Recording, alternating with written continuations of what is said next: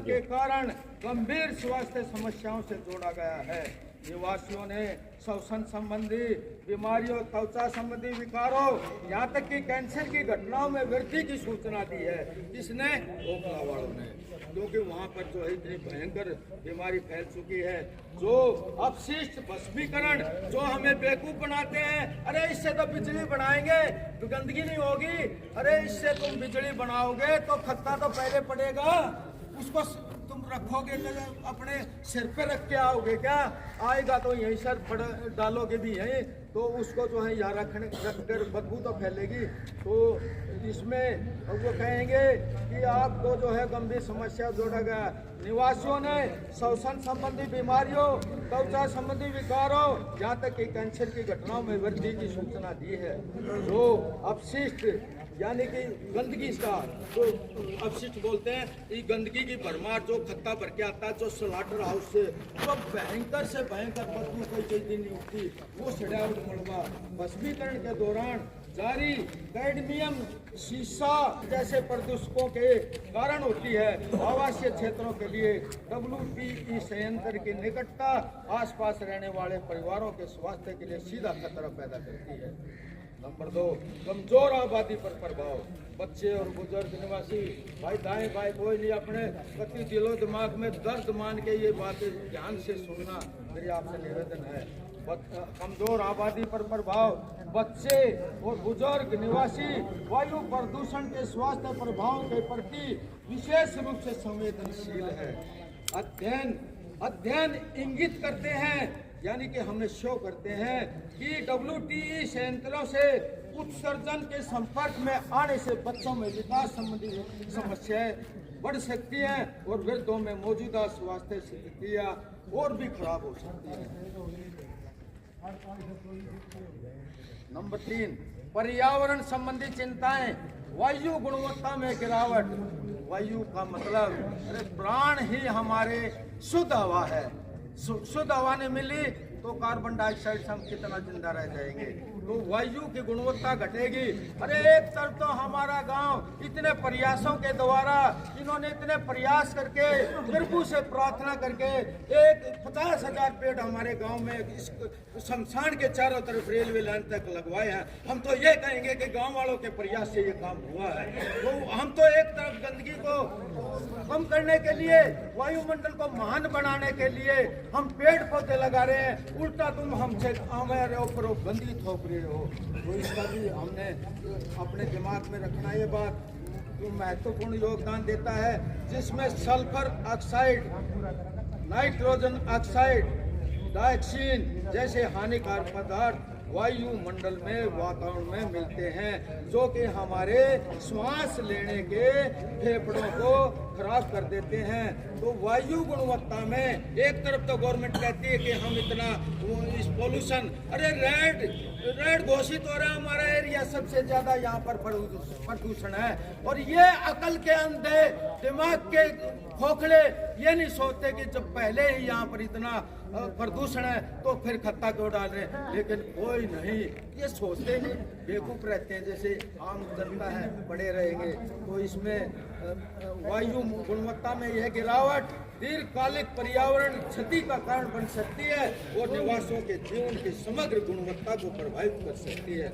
Number 2, जहरीली राख का निपटान। यानी कि वो बनाएंगे, वो कहेंगे हम सोना बनाएंगे, अरे बिजली बनाओ, सोना बनाओ, अरे राख तक गंदगी की आएगी, उस राख का, जहरीली राख का निपटान कैसे करोगे?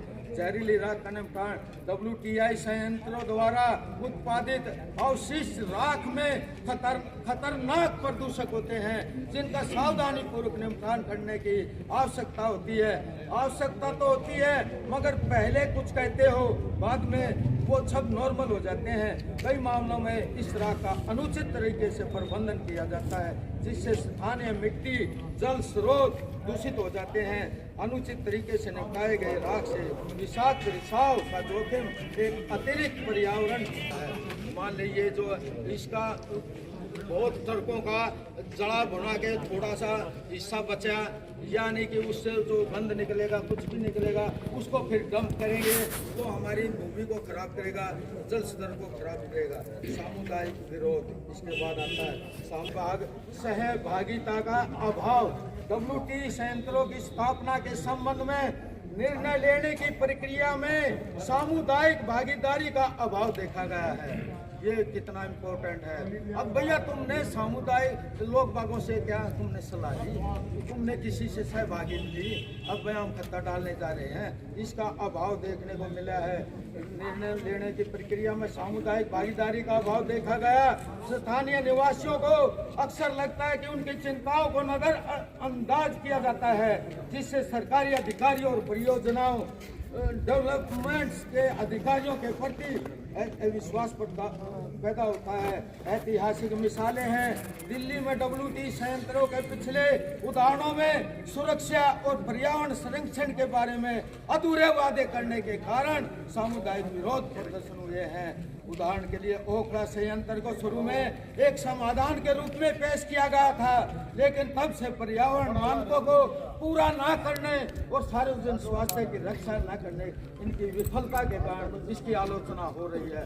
तो ये मतलब ये जब ये लेटर जाएगा तो उनके दिमाग में आएगी कि हाँ यार इन्होंने ऑब्जेक्शन भी दिए हैं तो अपनी बुद्धि का परिचय दिया है।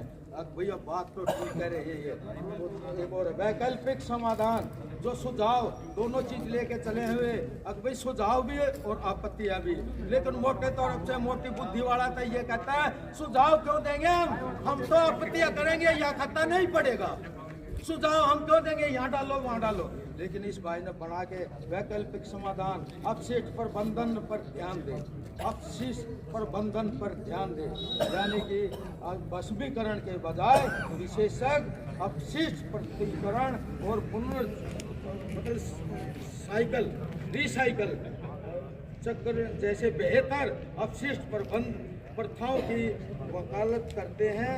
ये विधियाँ न केवल पर्यावरण के लिए अधिक अनुकूल है, बल्कि भस्मीकरण जैसी हानिकारक तकनीकों पर निर्भरता को भी कम करती है। स्थायी ऊर्जा विकल्प।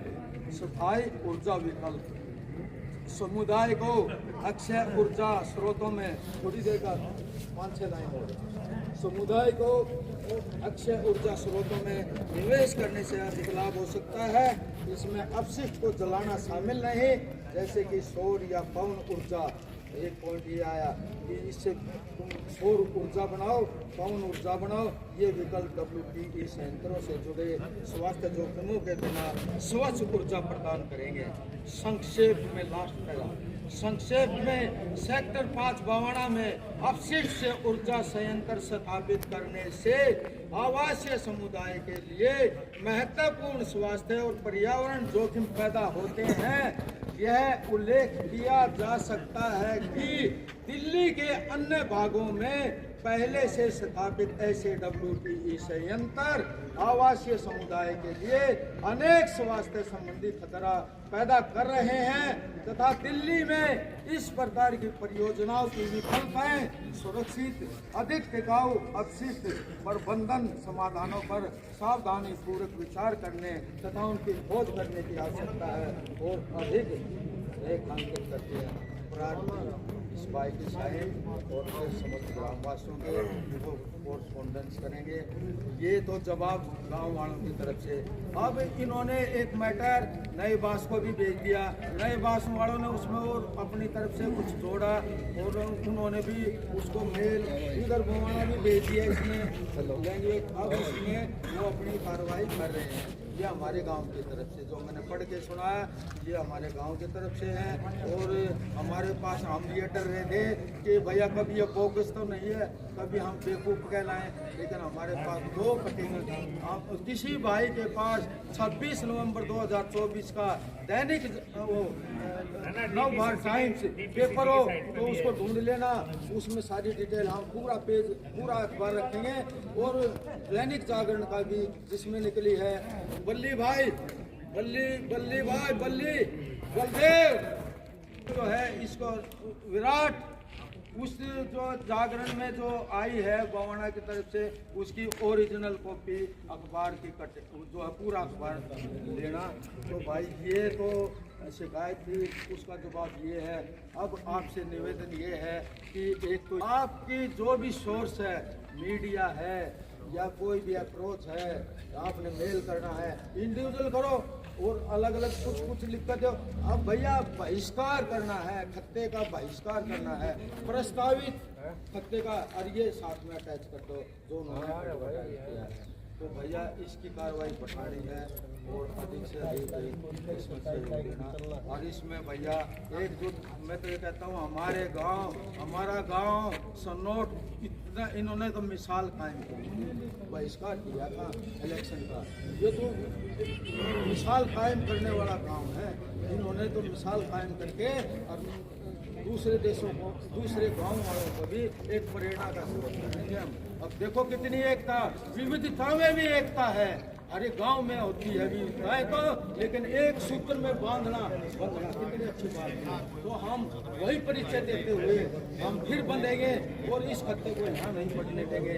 ऐसा हम यहाँ आज ये संकल्प लेंगे ताकि भैया चाहे कोई हमारे साथ हो या ना हो, लेकिन मैं क्या योगदान दे सकता हूँ इस खत्ते को, जब ये सोचेंगे तो हम जो है अवश्य सफल होंगे। और महिला वर्ग अब अपने महिलाओं को, घर वालों को 27 तारीख के लिए तैयार कर लेना।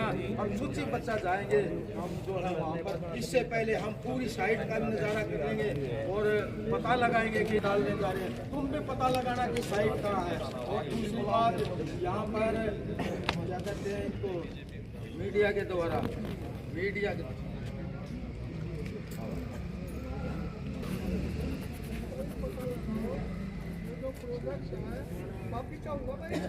हाँ हाँ बोलो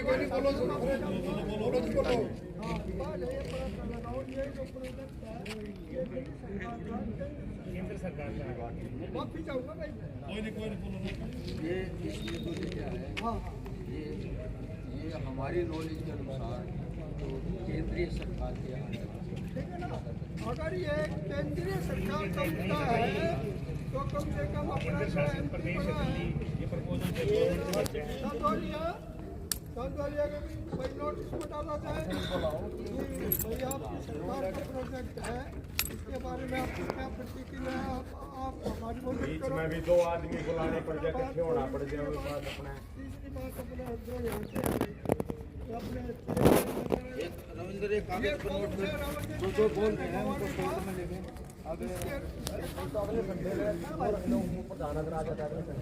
नहीं वो तो लिखेंगे जो हमारे गांव के हैं भाई, जो सुधार को बुला लो ना भाई, एक बार दिखा दो तो ये तो ये पता लगाना चाहिए केंद्र सरकार का है या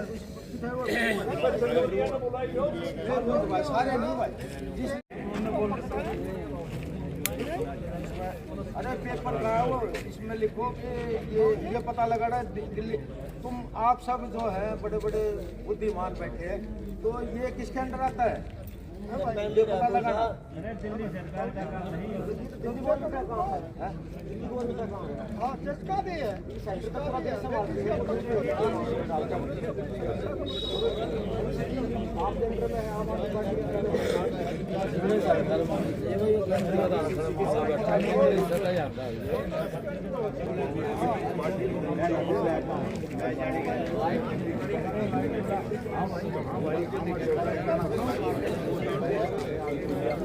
बात सुनो,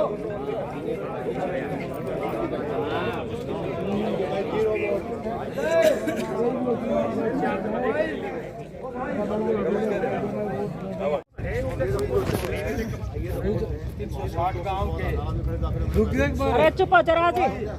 हेलो, जैसे कल बात हुई थी हमारे 360 ग्राम के सम्मानित प्रधान श्री सोलंकी जी से, उन्होंने कहा था जब बुलाओगे तो आ जाएंगे। तो आप सभी सहमत हैं इसको बुलाने के लिए, तो मेरे को ये बता दो, हम उनसे टाइम ले लेते हैं, क्योंकि वो उन्होंने अपने खत्ते रुकवाए थे एलजी से, जो है सीधे संपर्क है उनसे। तो हम तो चाहते हैं कि उनको बुलाया जाए, तो ग्रामवासी जो है जिस दिन का अब तुम बताओगे तो अब मैं अभी टाइम ले लेता हूँ उनसे। अब किस दिन आपको टाइम है बता दो हमें, उस दिन फिर हम अभी अनाउंस कर देते हैं। संडे का बुला ले इतवार के लिए भी सब आ जाएंगे। संडे का ना टाइम हो, टाइम लेबर किसी का टाइम होता है बुला ले यो कई बार मेरा कौन टाइम टाइम ले सुरेंद्र सोलंकी है उसका नाम, उस पर टाइम ले भाई किस दिन आपने टाइम है काम में बता दो सान उसने तो यूं कही तुम किस दिन इकट्ठे हो गए मेरे तो बता दो मैं दूसरी नई चीजें हैं सुरेंद्र सोलंकी और जो हमारे कुछ जो चुनिंदा आदमी होंगे बात करें हमारे एलजी साहब दौरा जाना पड़ गया तो जो व्यवस्था जो समझेंगे लोग समझदार बुजुर्ग या युवा साथी जो बोलने में अच्छे हैं इस तरीका का, तो भाई सबका रोल है वो बहुत अहम योगदान सारे लोगों ने देना पड़ेगा बड़े पैमाने पर। एलजी साहब दौरा जाना हो या भाई मेंबर ऑफ पार्लियामेंट हमारा उड़े जाना हो या जो भी है, और सबसे बड़ी बात अगर आके हम किसी कोर्ट का दखल अंदाजी कर रहे हैं तो सारे काम में सम्मिलित जो होगा वो फाइनेंशियली जो दिक्कत होगी वो थोड़ा इकट्ठा करना पड़ेगा। जो एक आदमी का नहीं भाई 36 बिरादरी की दिक्कत है यार। मैं बात कर लूँ अब? कर लो जी। अगर फिर इकट्ठा होना पड़ेगा सभी लोगों को। प्रधान जी को 260 ग्राम के प्रधान जी को फोन किया है, फोन नहीं उठा रहे, बिजी होंगे, कहीं दोबारा करना बेवकूफी है। तो जैसे हमें पता लगेगा तो आपको इतला कर दी जाएगी। तो भारी संख्या में भाई को अपने गैलरी दिखानी है, उनके मान सम्मान में हम उनके साथ और भी बड़े काफिला आ सकता है। तो उसके लिए चाय पानी का भी प्रोग्राम होगा और भैया उसके लिए जो है हम सभी प्रकार से उनका हमारे गांव के प्रति जो है